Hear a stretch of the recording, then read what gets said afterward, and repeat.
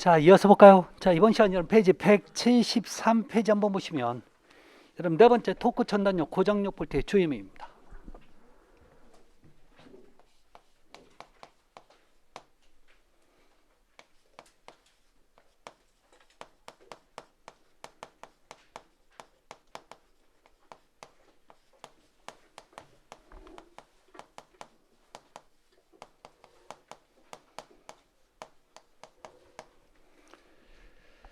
자, 거기 기억번 한번 볼까요? 자, 고장력 볼트의 장력. 자, 주의는 힘의 관리를 손쉽게 하기 위한 목적으로 특수 고장력 볼트가 개발됐다. 그게 여러분 여기 토크 전단 고장력 볼트입니다. 자, 중요한 건 아니에요. 기억번은 니은번부터 여러분 중요한 얘기입니다. 토크 전단용 고장력 볼트는요. 자, 상온에서 조임하는 것이 원칙입니다. 자, 얘는 상온에서 조임해요. 자, 그 온도가 몇 도예요?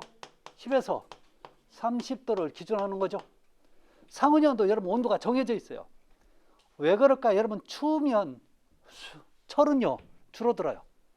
그러면 제가 조임을 하잖아요. 그러면 내가 원하는 그 장력보다 더 빨리 핀테일이 떨어져요. 뚝 떨어진다고. 그러면 이제 못 조이는 거죠. 근데 여름철 너무 뜨거워지면요, 내가 조이는 그 힘보다 더 많은 힘이 돌아가야 핀테일이 똑 떨어져요. 그래서 자, 온도, 조임의 온도는 여러분 상온이어도 10에서 30도씨라는 거 잊지 마시기 바랍니다. 아셨죠? 그것을 원칙으로 한다. 잘 들어보세요.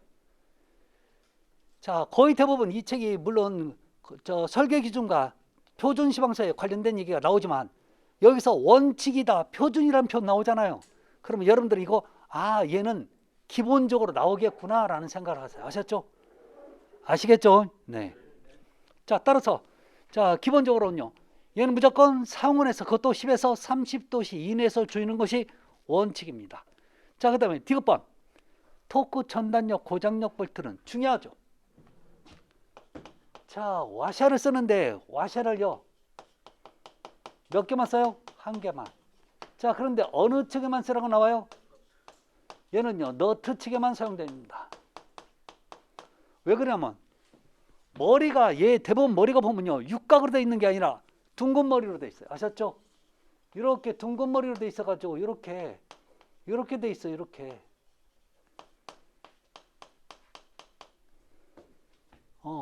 그래서 여러분 여기에는 못 끼운다고 하셨죠? 나중에 여러분 여기 끼워서 여기다 하는 요 너트 측에, 그래서 자, 얘는요 와샤를 여기에다만 끼워요. 아셨죠? 이게 와샤입니다. 그래서 자, 와샤는 몇 개 끼운다고요? 자, 한 개를 끼워도 돼. 너트 측에만 사용돼서 자, 쓴다는 거 잊지 마시기 바랍니다.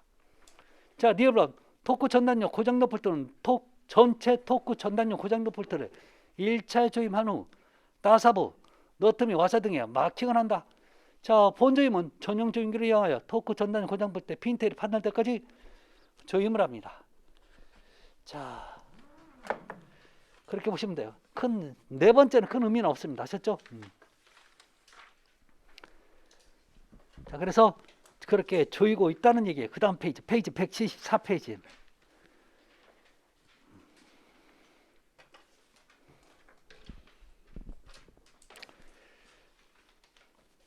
자, 두 번째 마찰접합 시공 규정입니다.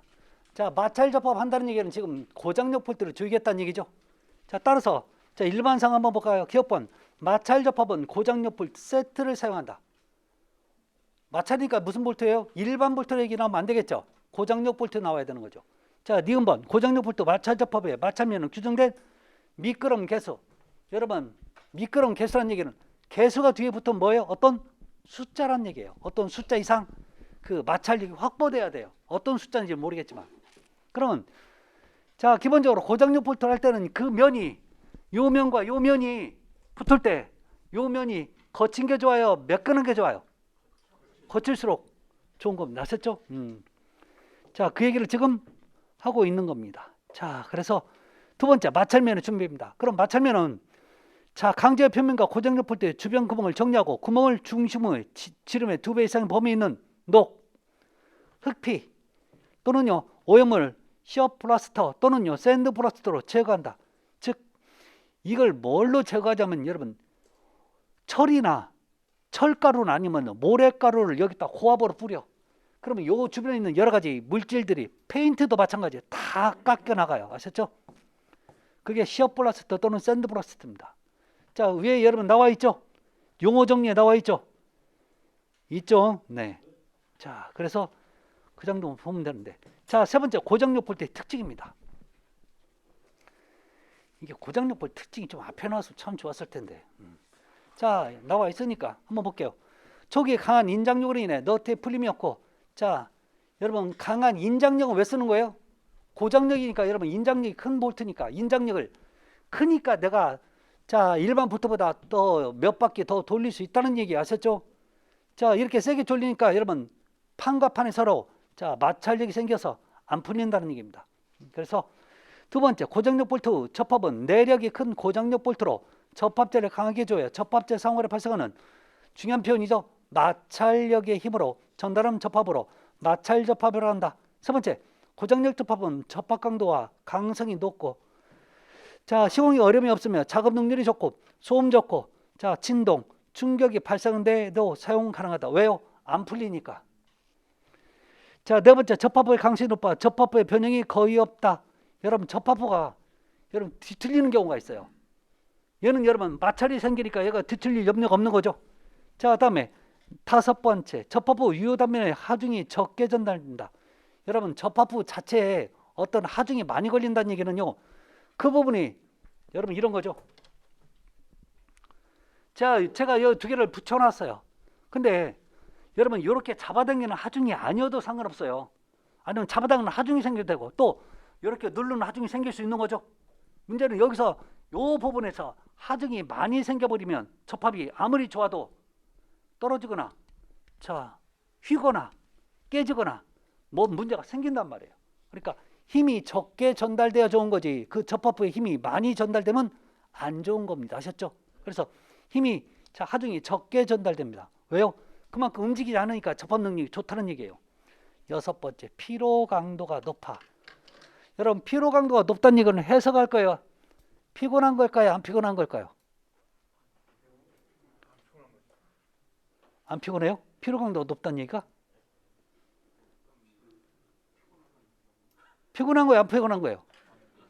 해석이 왜 이렇게 피곤하냐, 그렇죠? 예. 여러분 피로 강도가 높다고 하면요 안 피곤한 겁니다. 아셨죠? 해석 잘하세요. 즉 버티는 힘이 좋다는 얘기예요. 그래서 피로 강도 높아 너트가 풀리지 않는다라고 나와 있죠. 왔다 갔다 움직이지 않으니까 안 풀리는 겁니다. 아셨죠? 그걸 갖다 뭐라고 얘기한다고요? 왜 접합 부분이 와도 왔다 갔다 안 하는 거예요? 마찰력이 생기니까 안 하는 거예요. 그래서 이걸 피로 강도가 높다라고 해석하는 겁니다. 그러니까 안 풀린다고요. 자, 그러면 이제 여섯 번째,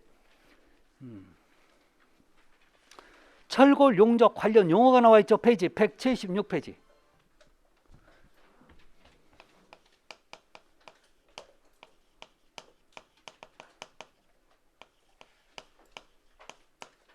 첫 번째 스패터가 나오죠. 이런 용어들은 여러분 글씨로는 절대 외우려고 하지 마세요. 자, 용접을 합니다. 용접하다 보면 여러분 용접 불똥이 튀어요. 자, 불똥을 원래 뭐라고 하냐면 여러분 슬래그라고 얘기합니다. 아셨죠? 자, 그런데 이 불똥이 여러분 여기 튀어. 여기 튀면서 얘가 모래 알맹이처럼 여기에 달라붙어. 모래 알맹이처럼 표면이 거칠게 달라붙어요. 이걸 여러분 뭐라고 한다고요? 스패터. 아셨죠? 용접 불똥이 요 표면에 달라붙는 현상. 그래서 이걸 여러분 스패터라고 합니다. 자, 비드.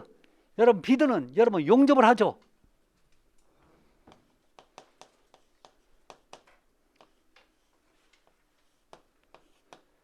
자, 제가 여기다 용접을 한단 말이에요. 용접을 한 요 부분, 용접된 요 부분을 여러분 뭐라고요? 비드라고 얘기합니다. 아셨죠?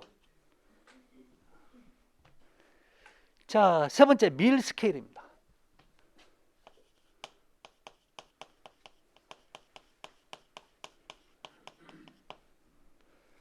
밀 스케일. 자, 이 밀 스케일은요, 녹이야, 녹. 녹이라고요. 자, 그런데 어떠한 녹이냐? 여러분 녹을 보면 대부분 빨갛게 해서, 자, 이걸 여러분 제가 일정하게 딱 꺼내면 가루가 돼서 나와요. 그런데 이 녹은요, 밀 스케일은 녹은 녹인데 왜 얘는 이걸 갈아내잖아요. 그러면 왜 페인트가 얇게 떨어듯이 녹이 이렇게 넓게 얇게 떨어진 녹 보셨어요? 이런 녹을 여러분 뭐라고요? 밀 스케일이에요. 페인트가 얇게 넓게 떨어지는 거예요. 아셨죠? 이렇게 넓게 떨어지듯이 표면에서부터 이렇게 넓게 얇게 떨어지는 이런 녹을 여러분 밀 스케일이라고 얘기합니다. 자, 슬래그 여러분 용접할 때 그 찌꺼기예요. 불똥 그렇게 보시면 돼요. 여러분 그루브 앞벌림이라고 나오죠.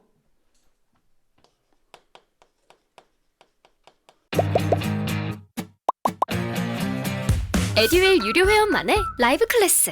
두 번째 시간 보겠습니다. 이제는 이제 머리 한번 갑니다. 자, 정신 차리시고 이번에 합격진도 나갑시다. 누구세요? 전 애들 교수인데요. 제가 늘 가까이 있으니까 이번엔 합격. 집에서도 학원처럼 공부하는 혜택. 오직 에듀윌 유료 회원에게만. 에듀윌. 우와, 진짜 가까이 계시네.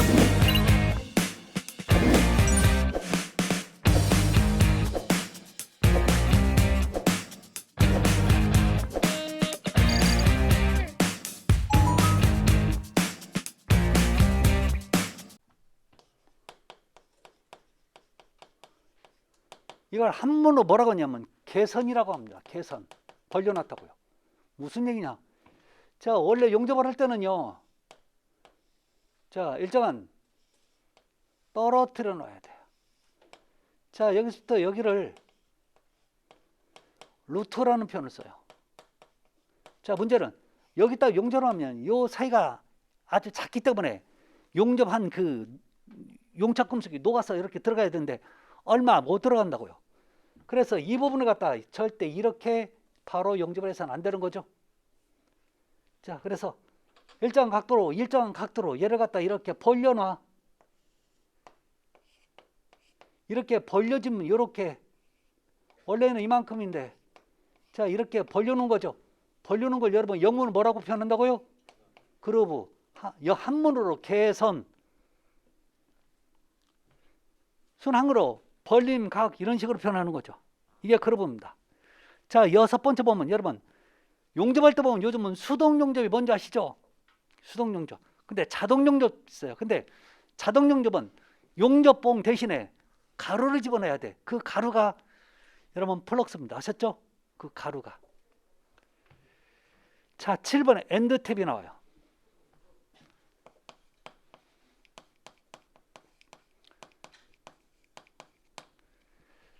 자, 엔드탭.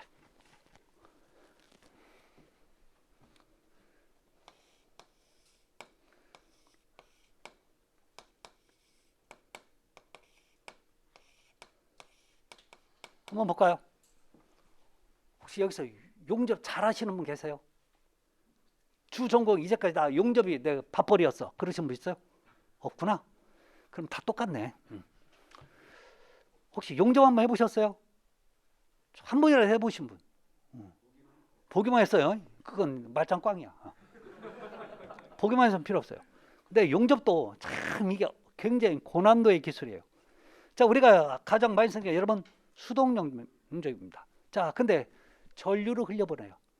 자, 한쪽에 여러분 플러스, 한쪽은 마이너스. 자, 어떤 거 플러스인지 마이너스인지 모르지만 하여튼 저 잘 모르겠어. 자, 여러분 전류 플러스하고 마이너스가 여러분 충돌되면 어떻게 돼요? 아크가 발생입니다. 스파크를 이제 뭐라고 얘기해요? 아크.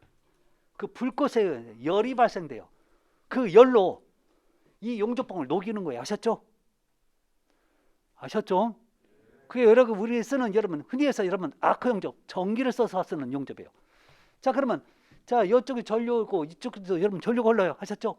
그래서 한쪽에다 여러분 이렇게 자, 클립으로 여러분 고정시켜 놓죠. 그러면 이쪽에서 전류가 충돌이 생기는 거죠? 몰라요? 전류는 충돌 생겨요. 하셨죠? 그 전류 충돌로 여러분 이게 이 용접봉을 녹일 거란 말이에요. 작은데요. 대부분 우리 흔히 이렇게 막 용접하러 다니시는 분들은요, 이 용접봉 관리를 정말 못해. 이게 중요한데, 습기가 있으면 이게 아크가 분명히 일어나는 게 일어나는데 여기서 불꽃이 안 생겨. 아셨죠?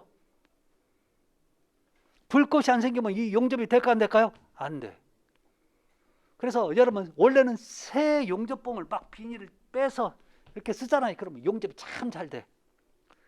근데 문제가 뭐가 문제냐면, 특히 여름철에 같은 이 용접봉 표면에 회색으로 여러분 이렇게 묻어 있는 거 있죠? 그게 플럭스라고 보시면 돼. 그게 습기를 먹어. 그럼 여기다 갖다 대도요, 용접 안 돼. 그래서 그 습기를 당장 없애기 위해서 처음 용접할 때 막 이렇게 드르륵 긁는 거 보셨어요? 뭐 아는 게, 뭐 본 게 하나도 없어, 진짜. 본 게 있어야 뭐 설명을 하지.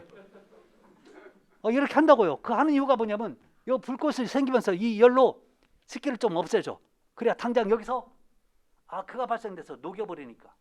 자, 그러고 나면, 자, 이 열로 인해서 여러분 여기에 어느 정도 습기가 제거되니까 이렇게 하면요, 막 습기가 막 불꽃이다. 근데 아무리 좋은 용접봉 가지고도 저처럼 초보자들은요, 2mm인가 3mm인가 떨어져야 돼, 이게. 여러분 왜 라이터 보면요, 이렇게 톡톡 쏘는 라이터 보면 전류가 이쪽으로 흘러갖고 이쪽 넘어가죠. 그렇게 좀 떨어져야 된다고. 근데 이게 안 된단 말이에요. 우리는 왜? 이제 불꽃 나는 게 겁나. 나까지 지져질 것 같아. 그러다 보니까 갖다 대잖아요. 위위위 하면서 용접 기계가 곧 터질 것 같아. 그럼 붙어있는 걸 뗀다. 또 몇 번 이렇게 하다 보면요, 용접이 안 되고 여기가 구멍이 뻥 뚫려.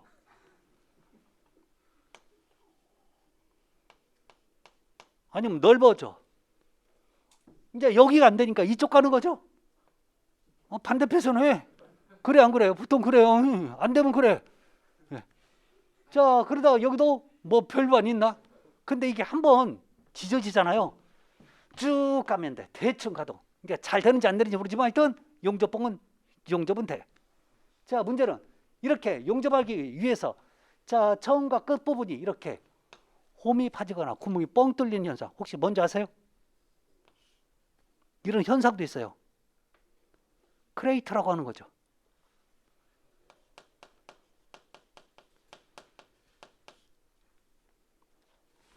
그럼 저 현상은 좋은 걸까요? 나쁜 걸까요?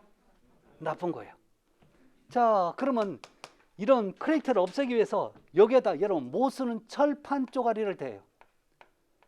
철판 쪼가리를 대면 나중에 시작을 할 때 여러분 여기서부터 시작하는 거지. 그럼 여기서부터 하면 여기는, 자, 구멍이 뚫리든 상관없는 거죠. 그래서 한번 찢어지면 쭉 가서 여기서 끝나요. 그래서 자, 용접의 처음과 끝에 되는 이 철판 쪼가리를, 즉 뭘 없애는 거예요? 크레이터를 제거하기 위해서 쓰는 이 철판 쪼가리를 여러분 뭐라고요? 엔드탭이라고 얘기합니다.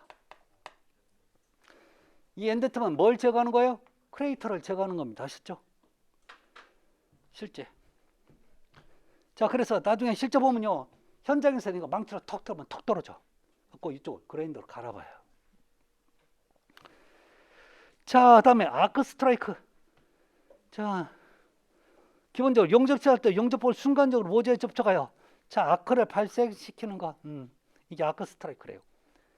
자, 근데요, 9번째 가우징이 나옵니다. 이 가우징은요, 자, 우리 교재처럼 가스 가우징이 있지만 또 에어로스는 에어 가우징도 있어요. 그러니까 중요한 건 뭐냐면 가우징이란 말뜻 자체예요. 아셨죠? 자, 여러분 이렇게 용접할 부분을 이렇게 벌려놓은 걸 여러분 뭐라고 한다고요? 그루브라는 표현을 쓰는 거죠. 자,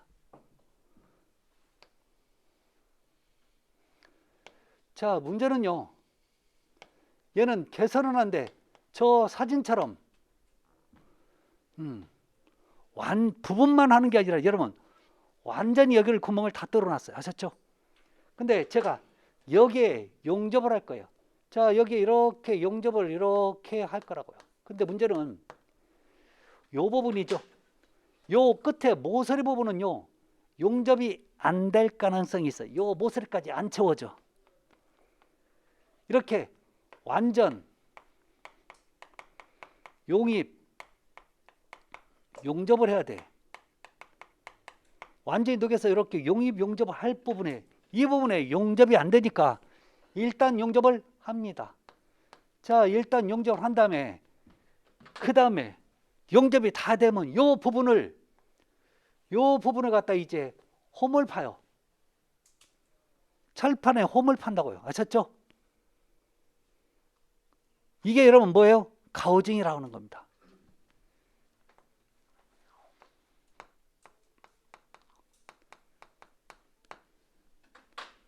우리 교재 페이지 177페이지 그거 있죠? 한번 볼까요? 자, 가우징, 가스 가우징은 뭐라고 써 있는지. 금속을 녹인 후 강한 공기를 불어넣어 작업을 말합니다. 즉 용접 결함을 없애기 위해서 용접매 홈을 파기 위한 목적으로 하는 것으로 화구로서 산소 아세톤 불꽃을 이용하여 녹여 깎은 제후 뒷부분을 깨끗이 불어내어 깎는 것. 뭐라고 하는데 자꾸 깎는다는 얘기만 나오죠. 이 부분 이렇게 자 홈을 파는 작업. 이 홈 파는 작업을 뭐라고 한다고요? 가우징. 홈을 왜 팠어요? 이 부분이 용접이 안 됐으니까 이 부분은 홈을 안 파면 용접을 채우지 못하는 거죠. 그래서 홈을 파죠. 홈 파는 일을 뭐라고 한다고요? 가우징. 자, 그 다음에 여러분 여기다 또 용접을 해서 녹여서 자 이렇게 붙이면 됩니다. 하셨죠? 메꾸면 돼. 다시 메꾸면 됩니다. 하셨죠? 자, 그 다음에 10번 여러분 루트가 뭐예요? 여기서 떨어질 요 거리를 뭐라 한다고요? 용접. 루트. 그래서 자 그렇게 보시면 되고 자 위빙 자 용접봉을 움직이는 거 용접봉은 여러분 가만히 있는 게 아니라 쭉 하는 게 아니라 자 왔다 갔다 이렇게 움직이는 거. 자 그렇게 보시면 돼요. 아셨죠? 자 그러면 용접의 특성 나와 있죠? 여러분 특성 한번 읽어보시면 됩니다. 자 그중에 여러분 단점을 한번 볼게요. 자 용접권 숙련도에 관한 의존도가 높아 그 품질이 좌우된다. 즉 누가 용접하냐에 따라서 용접이 잘 되고 잘못된다는 얘기예요. 자 용접부의 취성 파괴가 우려된다. 여러분 철은 기본적으로 무슨 능력이 좋냐면 인장 능력이 좋죠. 근데 문제는 용접부는 여러분 무조건 인장 능력이 없어요. 한 번 되는 용접 부위는 여러분 취성의 성질을 갖고 있습니다. 아셨죠? 그래서 얘는요 잡아당기면 그 부분에서 자 취성 때문에 갈라짐이 생겨요. 아셨죠? 녹화된 강의는 나중에 몰아듣게 되더라고요. 라이브 클래스 같은 경우는 학원 스케줄에 맞춰서 꼭 들어야 하니까 공부도 미루지 않게 되고 학원에 가 있는 느낌이 들더라고요. 집에서도 생생한 강의 현장을 느끼고 싶다면 라이브 클래스가 딱인 것 같아요. 아셨죠? 지속적 반복 하중에 의한 약한 편이고 용접 접합부의 검사가 어렵다. 즉 용접이 잘 됐는지 안 됐는지 위율이 육안으로는 굉장히 어렵습니다. 그래서 여러 가지 방법을 써서 잘 됐는지 안 됐는지 확인하고 있죠. 그래서 자 그렇게 보시면 됩니다. 자 그 다음에 여러분 페이지 178페이지 보면 8번째 용접 시공 일반사항 나와 있죠.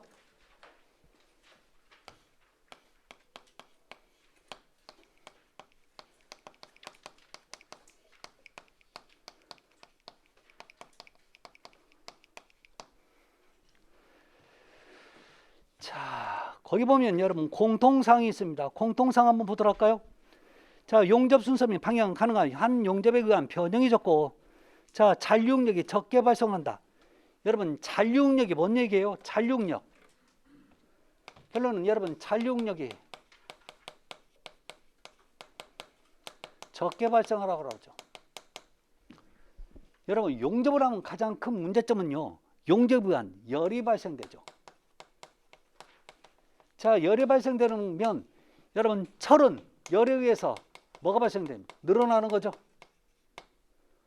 그런데 문제는 자, 열이 발생됐다는 얘기는 열이 이제 발생이 안 될 수도 있죠. 용접이 끝나면 열이 발생이 안 되잖아요. 그럼 용접이 끝나고 나면 다시 이 철이 자, 어떻게 되면 줄어드는 거죠. 자, 무슨 문제가 생기냐면 이런 거예요. 여기는 지금 용접을 다 했단 말이에요. 자, 근데 이게 식기 전에 용접을 다 해버리면 늘어난 상태에서 용접이 된 거죠. 그럼 이제 어떻게 되면 얘는 용접 끝났으니까 줄으려고 애를 쓴단 말이에요. 줄으려고 애를 쓰면 여러분 뭐가 문제는 얘는 줄여야 되는데 줄기 전에 용접이 돼 있다 보니까 얘가 이제요 줄려고 하는 힘이 생기는 거죠. 여기서 고정이 돼 있다 보니까. 그러면서 가장 대표적으로 뒤틀려요. 이게 사각 형태가 땅에다 놓으면 전부 다 땅이 붙어야 되는데 뒤틀려 있죠. 그런 거 못 봤어요? 여러분 지금 의자나 책상을 보면 약간 끼우뚱끼우뚱거리는 거 있죠. 왜 끼우뚱거릴까요? 반드시 안 맞아서? 그럼 처음부터 반드시 안 맞은 상태에서 만들었을까요? 아니란 말이에요. 지금 정확히 재단에서 이렇게 만들었는데 불구하고 뭐 하는 과정에서, 용접하는 과정에서 얘가 식기 전에 용접이 다 끝나버리니까 어느 한쪽은 줄여야 되는데, 자 그러니까 여러분 얘가 뒤틀리는 거죠. 아셨죠? 그래서 얘가 끼뚱끼뚱거리는 거예요. 거의 대부분 그래요. 안 그래요? 그래서 그걸 뭐라고 얘기한다고요? 잔류능이 생겨서 그런 거예요. 아셨죠? 그래서 잔류능이 적게 생기라고. 자, 두 번째, 그런 얘기였고, 두 번째 보여야 되겠네요. 용접부에서 수축이 되거나 과당 구성피하고, 그러니까 수축이 되도록 좀 구속, 즉 용접을 바로 하지 말라는 얘기예요. 즉 어떨 때까지요? 줄어들 때까지 좀 기다려주라는 얘기죠. 용접작업은 조립한 날에 용접을 완료하여 도중에 중지하는 일이 없도록, 뭐든지 작업이 한번 끝나면 그 작업이 끝날 때까지는 중지해서는 안 된다는 얘기입니다. 자, 용접열의 분포가 항상 균등하도록 조치해서 열이 한쪽으로 몰리면 거기만 늘어날 거란 말이에요. 아셨죠? 자, 일시에 다량의 열이 한 곳에 집중되지 않도록 해야 된다. 일시에 다량의 열이 한 곳에 집중되는 경우에는 용접 순서를 조정해서 자 똑같이 늘어나도록 해주란 얘기입니다. 이해되셨죠? 자, 다음에 완전 용입 용접을 수동 용접으로 실시할 경우 뒷면은 건전한 용입구까지 가우징. 봐요. 여기서 뭐가 나와요? 앞에 아까 우리 교재는 뭐가 있었죠? 가스 가우징이라고 했었죠. 꼭 가스 아니어도 된다니까. 이 가우징 하는 이유가 뭐예요? 가우징 하는 이유가 뭐예요? 요 모서리 여기는 용접이 안 들어간다니까. 여기는 용접이 안 들어가니까 용접을 됐어도 빈 공간을 이렇게 철을 갖다 홈을 파줘야 되는 거죠. 아셨죠? 안 된 부분까지. 이 파는 일을 뭐라고 한다고요? 가우징. 그 다음에 여기다 이제 뭘 해야 돼요? 용접해서 또 채워 넣으라고요. 아셨죠? 근데 여기서 진짜 어려운 얘기가 뭔지 아세요? 저 가우징이 아니야.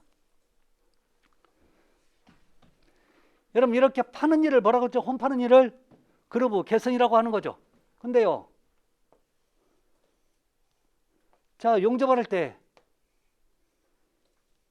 자 이렇게 홈 파는 게 있고, 자 이렇게 홈 파는 게 있어요. 그러면 얘는 용접이 어디까지 돼요? 대부분 여기까지만 돼도 아무 문제 없는 거죠. 그러지 않겠어요? 근데 얘는 용접이 어디까지 돼요? 여 끝까지 자 돼야 되는 거죠. 그래서 이것을 갖다가 완전 용입 용접이라고 얘기하는 거고, 얘는 부분 용입 용접이라고 얘기합니다. 자, 문제는 가우징은요 여기에서만 가우징합니다. 아셨죠? 가우징은 여기에서만 해요. 여기서는 안 해요. 그럼 여기서 어려운 얘기가 뭐냐면 네 번째, 완전 용입 용접, 이 표현이죠. 제 말 이해되세요? 그러면 이게 맞냐 틀리냐 어떤 지문이 나왔을 때 저 완전 용입 용접에서는 저렇게 뒷면을 가우징하지만 부분 용입 용접은 가우징 안 합니다. 아셨죠? 안 한다고요. 아셨죠?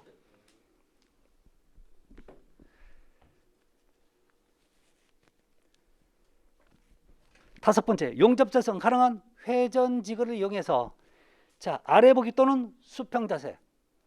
무슨 얘기냐? 여러분 용접에서 가장 안 좋은 게 위로 보면서 위보기 용접이. 아셨죠?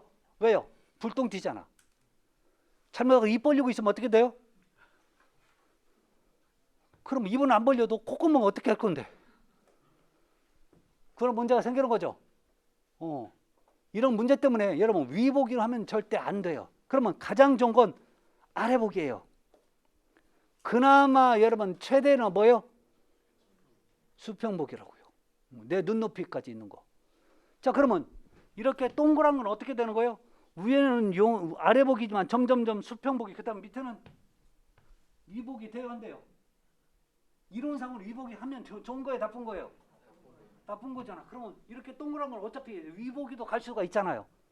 이럴 때는 내가 돌면 안 되는 거죠. 나는 가만히 있고 얘를 돌리면 되는 거죠. 내가 왜 돌아? 그러면 얘를 갖다가 뭐 밑에다 대고 얘를 돌리면 되는 거죠. 이게 밑에다 대는 걸 여러분 뭐라고요? 회전지그라고 하는 겁니다. 아셨죠? 여섯 번째, 아크 발생은 필히 용접부 내에서 일어나야 돼요. 아크가 생겼다는 얘기는 거기다 여러분 이 용접봉을 녹인다는 얘기죠. 그러니까 용접하는 부분에서 아크가 발생돼야지, 용접 위에서 여러분 아크가 발생되면 뭔 문제? 지금 딴 데 쳐다보고 있는 거죠.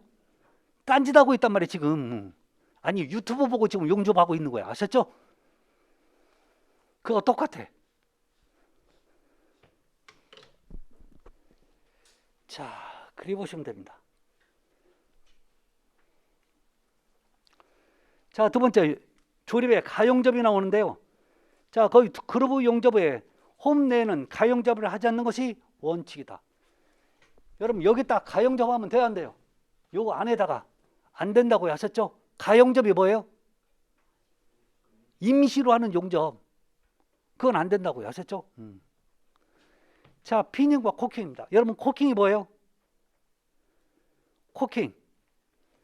원래 코킹은 어떤 틈을 메꾼다는 표현이 코킹이에요. 아셨죠? 자, 한번 볼게요. 자, 그럼 피닝이 먼저 한번 볼까요? 균열을 방지하기 위해 두꺼운 용접부에서 수축 응력을 제거한 목적으로, 중요한 표현, 중간 용접층에서라는 표현 나오죠. 세 번째, 피닝 및 코킹입니다. 아셨죠?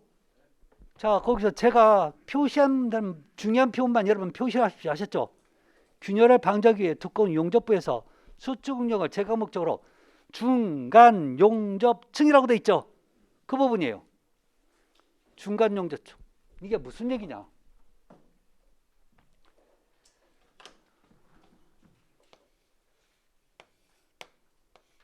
자, 여기서 여러분 제가 용접은 하는데 이 용접을 한 번에 다 못해. 그러면 두 번에 나눠서 할 겁니다. 아셨죠? 그럼 여기 이만큼 제가 용접을 하고 그 다음 제가 이걸 두 번째로 할 거라고요. 이게 첫 번째고. 그럼 문제는 아직 2번은 아직 안 왔습니다. 아셨죠? 그러면 여기서 이렇게 다 한 상태에서 1번을 다 한 상태에서 2번을 또 하기 위해서 다 하고 나면 1번을 위에서 여러분 조그마한 망치로 혹시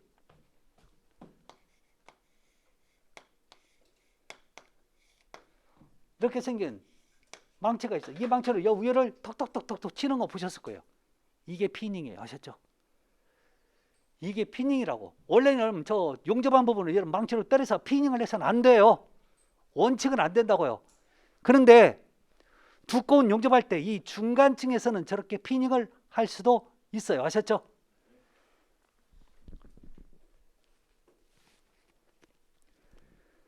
여러분 용접은 시험 문제 잘 나옵니다. 아셨죠? 이렇게 깊숙한 내용까지 지금 나오고 있어요. 자, 용접부의 루트나 자 표면층 또는요 용접 담보에 있는 모재 위에는 피닝을 실시해서는 안 된다. 근데 어디 한 군데만 된다고요? 두꺼운 용접할 때 중간층에서만 된다고요. 아셨죠? 자, 용접부의 루트나 표면층 또는 용접부 담보에 있는 모재 위에는 슬래그 또는 스패트를 제거시킬 목적으로 수동, 자 슬래그, 햄머, 자 끌미, 경량 진동 장비를 사용할 수 있는데 이는 피닝으로 간주하지 않는다고요. 즉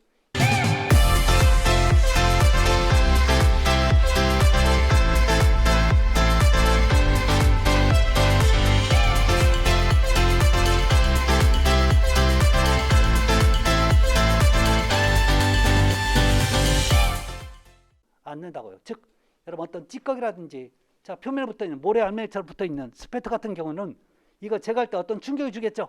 그 충격을 피닝이라고 생각하지 피닝이라고 생각하지 않겠다는 얘기예요. 자, 용접부에 대한 코킹은 허용되지 않는다. 여러분 용접할 부분 여러분 코킹 대표적인 게 여러분 코킹하면 생각나는 게 뭐예요? 실리콘 쓰면 용접은 그 위에다 어떻게 해요? 돼요 안 돼요? 안 된다고. 네.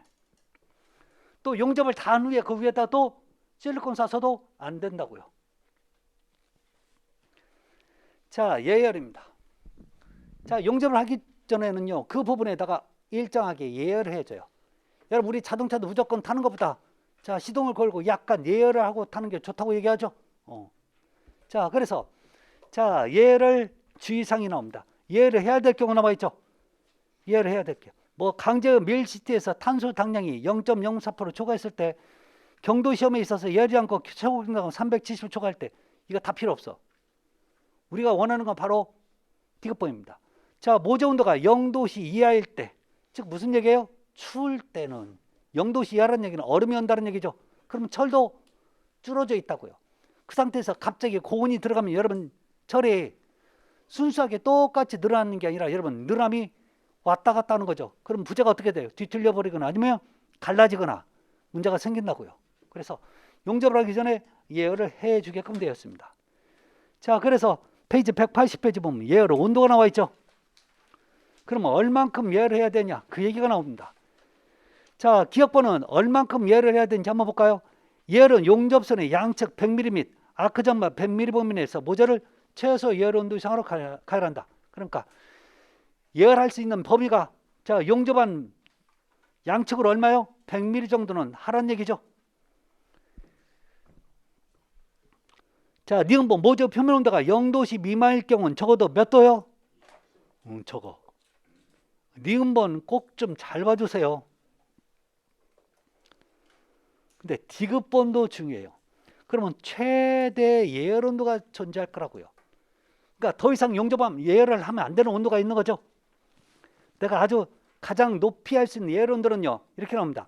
최대 예열 온도는 공사 감자 별도 승인이 없는 경우에는 그러면 일반적인 경우란 얘기예요. 자, 230도 이하로 한다. 몇 도요? 230도. 자, 그럼 어떤 사람은 더 예열하면 뭐가 문제인데요? 예열을 더 하잖아요. 그럼 철의 성질이 바뀌어서 안 돼요. 철의 성질이 바뀐다고 하셨죠? 그래서 기본적으로 여러분 철근도 가공을 할 때 상온 가공하라고 그랬었죠. 왜요? 얘도 바뀌니까.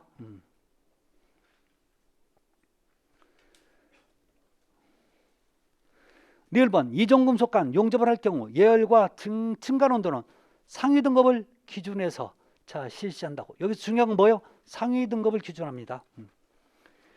자, 다음에 여러분 네 번째입니다. 자, 용접 부근의 대기 온도가 영하 20도씨보다 낮은 경우는 용접을 금지합니다. 이건 예열도 안 돼요. 아셨죠? 예열해서 용접할 수 있는 게 아니라고요. 그러니까 0도씨 이하일 때는 예열을 해야 됩니다. 근데요, 자, 외기 온도가 영하 20도씨 이하로 떨어지면 용접 자체를 아예 못해요. 아셨죠? 그 뜻이라고요. 그러니까 예열도 안 하는 겁니다.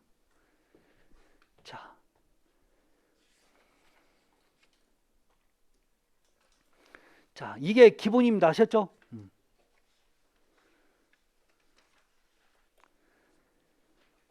뭐 그러나 그거 하지 마세요. 하셨죠? 다 헷갈려 버리니까. 자, 9번째 도장. 여러분 도장이 뭐예요? 페인트 칠이죠. 자, 페인트 칠을 절대 하면 안 되는 부분이 있죠. 자, 한번 볼까요? 자, 1번 별도의 지시가 없으면 도금된 표면. 여러분 도금이 뭐예요? 도금. 아니, 도금이 뭐예요? 그렇죠? 여러분 어떤 재질에다가 금속을 하나 입혀. 왜 입힐까요? 그 금속이 여러분 외기와 닿으면 뭔가 문제가 생기는 거죠. 흔해서 여러분 페인트 칠하는 거나 마찬가지라고 보시면 돼요. 아셨죠? 자, 도금이 돼 있으면 구에다 굳이 페인트 칠할 필요가 없는 거죠. 아셨죠? 자, 표면 스테인리스 강 녹아 안 슬죠. 그럼 동, 주석 전부 다 녹이 않습니다. 자, 이래서 마감된 대로는 도정하지 않는다. 두 번째 움직이는 범벅. 자, 거기 보면 여러분 밸브, 댐퍼, 자, 모터, 성폭 샤프트 등, 자, 및 라벨은 도정하지 않는데 여러분 움직여요. 대표적인 거 한번 볼까요? 우리 문에 페인트를 칠하는 과정에서 문 손잡이, 그 문 손잡이는 페인트가 안 묻어. 근데요, 옆에 면에 문 손잡이에서 들어왔다 나왔다 하는 부분 있죠. 거기가 페인트가 묻으면 어떻게 돼요? 잘 안 움직이는 거죠. 그러니까 잘 안 움직이면 안 되잖아, 그건. 그래서 이렇게 움직이는 곳에는 여러분 페인트 절대 칠해서는 안 됩니다. 그 다음에 라벨. 여러분 라벨은 도장하지 않는다. 라벨이 뭐예요? 우리 옷에도 라벨이 있죠. 어디 있어요? 라벨 어디 있어요? 우리 옷에 상의 같은데 라벨 어디 있어요? 라벨. 거기는 라벨이 아니죠. 거기는 사이즈가 몇인지 있는 거지. 옆에 있죠. 거긴 뭐라고 써 있어요? 뭐 중성서에 써야 하고 또 비틀어 짜지 말고 뭐 다르면은 몇 도씩 하러 하고 이런 게 쓰여 있는 거죠. 그럼 모터 같은 데 보면 라벨이 뭐냐면 이 모터의 전격전은 얼마고 회전수는 얼마고 임피던스는 얼마고 전부 다 써 있는 그 성능 기록부라고 보시면 돼요. 아셨죠? 그거 갖다 페인트로 칠해버리면 어떻게 돼요? 안 되는 거죠. 그래서 그런 겁니다. 그게 라벨이에요. 세 번째, 고장력 볼트 접합부의 마찰면은 공장 제작 전에 청소하며 마찰면의 도장은 하지 않는다. 왜요? 거기다 페인트 칠했다는 얘기는 이제 마찰 개수가 줄어드는 거죠. 그러니까 미끌려서 안 되는 거죠. 자, 그다음에 현장 용접하는 부분과 이에 인접하는 50mm 이내 구간은 도장을 해서는 안 된다. 자, 제가 용접을 해야 되는 구간 몇 밀리요? 50mm 정도는 절대 안 한다는 얘기입니다. 아셨죠? 네, 그 얘기. 자, 그래서 여러분 쭉 한번 용접부의 처리 부분은 여러분 한번 보시면 되는데 뭐 나머지도 뭐 그런 특별한 얘기는 없습니다. 자, 우리가 봐야 될 건 이제 어디 봐냐면 철골의 용접의 결함입니다. 페이지 182페이지. 용접의 결함입니다. 아셨죠? 자, 여기서 기본적으로 언더컷, 그 다음에 오버랩, 자, 슬레이크 감싸들기, 피트 막 이런 건데, 자, 어떤 게 있는지 한번 보도록 할까요?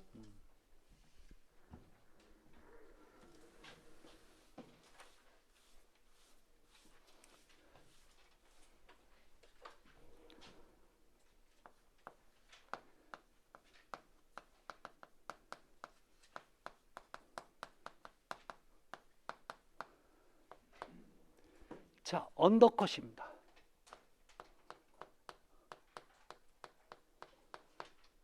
자, 제가 용접을 이렇게 해야 되는데 얘가 용접을 이렇게 하다 보니까 이 용접이 이쪽 부위로 흘러가 가지고 이렇게 된 게 아니라 여러분 이만큼밖에 용접이 안 돼요. 자, 이렇게 안 되고 이렇게 홈이 남아져 있는 이걸 여러분 언더컷이랍니다. 자, 거기 보면 모자가 높고 용접금속이 채워지지 않아 홈으로 남음, 이게 바로 언더컷이 되는 거죠. 자, 그러면 이 언더컷에 약간 반대 성향을 가진 또 용접의 결함이 있죠. 이게 바로 여러분 세 번째 오버랩이라고 나와 있죠. 자, 오버랩은 이런 거예요. 원래는 이렇게 돼야 되는데 얘가 이쪽으로 흘러가지고 이렇게 된 거죠. 이 부분이 여러분 겹쳐져 있어. 이게 바로 이렇게 겹친다고요. 이게 오버랩입니다. 그러니까 언더컷은 여러분 모질란 거고 오버랩은 넘치는 거죠. 그 다음에 자, 두 번째 피트가 먼저 있네요.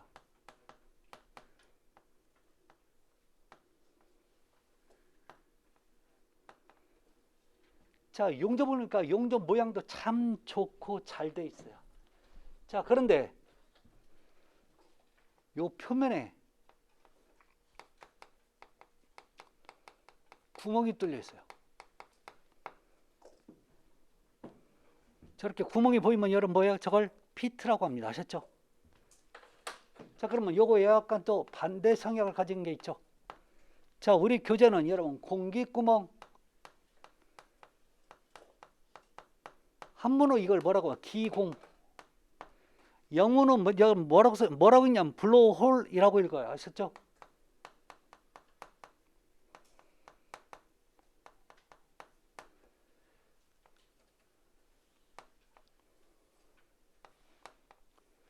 자, 얘는 잘 됐다고 용접.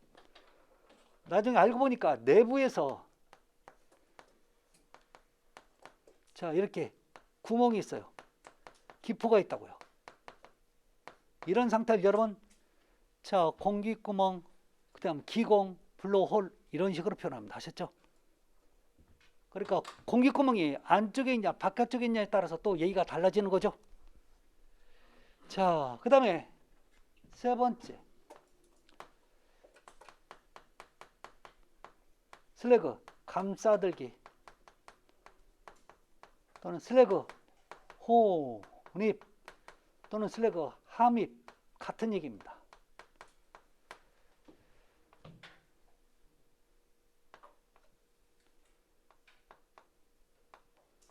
자, 이 부분을 제가 용접을 해가요.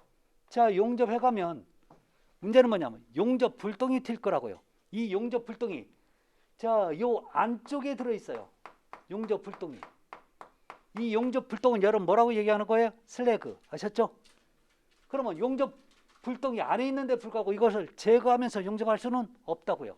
그래서 자 이렇게 합니다. 그러면 용접 불똥이 이 안에 들어가 있는 거죠. 이걸 뭐라고요? 슬래그 감싸들기, 슬래그 함입, 혼입 이런 식으로 얘기하는 거죠. 자, 뭐 크랙은 여러분 균열이 가는 거고, 그다음에 크레이터 제가 설명드렸었죠.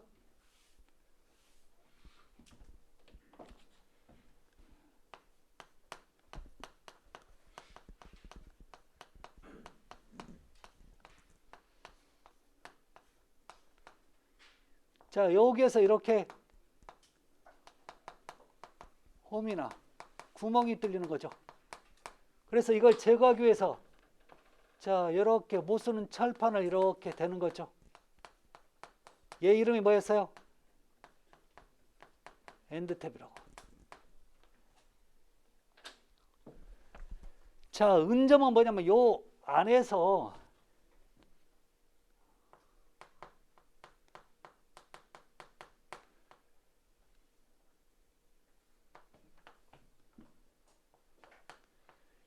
요 안에서 자 요렇게 은색 점이 생겨요.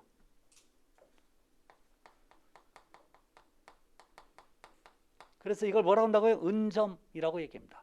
근데 꼭 물고기 눈알 같다고 해서 PCI라는 표현을 생기는 거죠. 자, 여기서 대본 보면요, 은점은 거기서 수소가스가 생겨서 그런 겁니다. 아셨죠? 자, 그 정도만 좀 봐주셨으면 좋겠습니다. 아셨죠? 네. 자, 그래서 잠깐 좀 쉬었다 가겠습니다.